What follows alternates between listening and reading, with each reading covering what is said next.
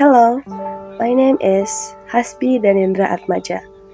I am the eldest child in a family that, honestly, has never truly known what is the happiness. In the bitter cold of our house, I held on to only one a career in life. One reason I survived this long. My beloved younger sibling, Harsa Dwimara Atmaja. He is the sibling sliver of light I was sworn to protect. My mother, well, she is still alive, but her soul died long ago, ever since our father went away to become a star, and I was forced to shoulder that role far too soon. If you are watching this video, perhaps my sibling and I have already ascended to the heavens. We have become stars, gathered with our dearest father, Wirasena Atmaja. This is just a small memory, the tale of the siblings who for too long yearned desperately for the simple, pure warmth of a mother's hug.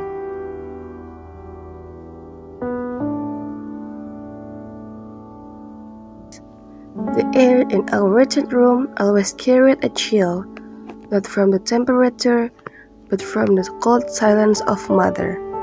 Since father's passing, our mother, Candramaya, was a shadow present yet unseen.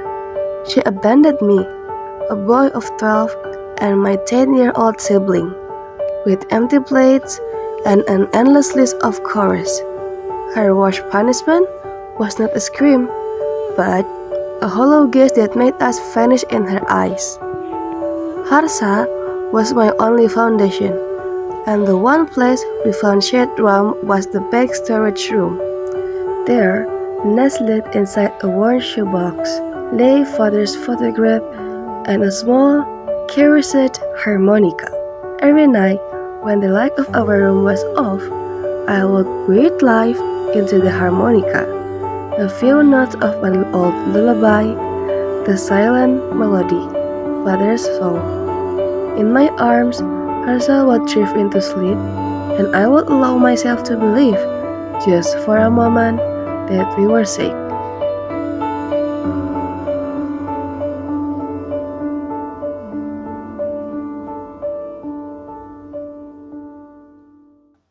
That week, a small tragedy broke on our routine. Harsa fell and twisted his ankle in the yard. Mother returned from work, her gaze already cold. Look onto Harsa's swollen limb. You fell? So be it. Don't ask for my money. Use Hasbi's. After all, it's your fault for failing to be a careful sibling.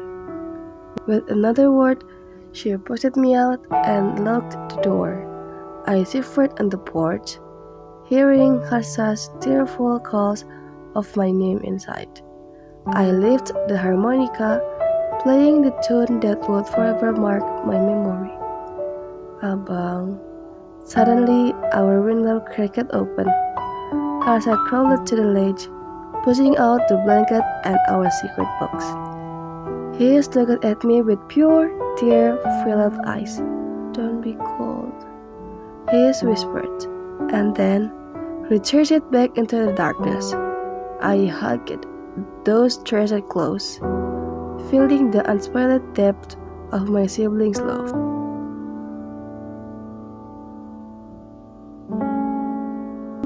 A high fever gripped me. Harsa's foot has worsened. When mother left for work, I knew our time was running thin. I carried Harsa with a stomach burning from days of emptiness and my sight growing dim. We staggered towards the small hill behind the house. We sat beneath the asing tree where father used to share the stories of his life in the evening light. The sun began its final descent, painting the sky with a disparate shade of crimson. Ade, I whispered, my voice raw and very audible. I essayed to look up at the stars when we are tired. When we truly cannot hold on any longer, we will go there, yeah? We promise. Harsa only noted, also wrestling with the pain in his belly and foot, and closed his weak eyes. I left the harmonica once more, playing the silent melody for the very last time. The tune was laced with despair and exhaustion. Until the harmonica slipped from my grasp, the music stopped.